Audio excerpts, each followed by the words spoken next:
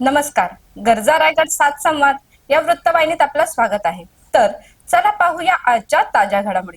Police निरीक्षक संदीप बागुल यांना निरोप. संदीप भोसले यांचे स्वागत.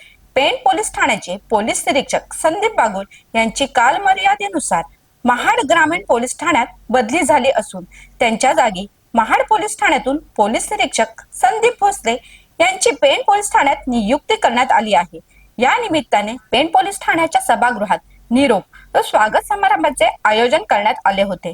या कार्यक्रमाच्या अध्यक्षस्थानी उपविभागीय पोलीस अधिकारी DYSP जालिंदर नालकुन हे होते.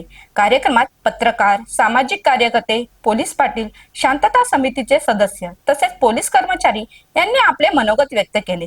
यावेळी गेल्या 2 वर्षाच्या कार्यकाळात पोलीस निरीक्षक संदीप बागुल यांनी केलेल्या उल्लेखनीय कामाचा गौरव करण्यात आला. त्यांच्या कार्यशैली, शिस्तप्रियता आणि जनसंपर्क याबद्दल अनेकांनी भावना व्यक्त केल्या. काही वक्ते मनोगत व्यक्त करतानाही भावुकही झाले. नवीन नियुक्तीत झालेले पोलीस निरीक्षक संदीप भोसले यांनी आपल्या भाषणात संदीप बागुल यांनी निर्माण केलेली शिस्त आणि कामकाजाची पद्धत कायम ठेवत नागरिकांच्या सहकार्याने उत्तम कार्य करण्याची ग्वाही दिली.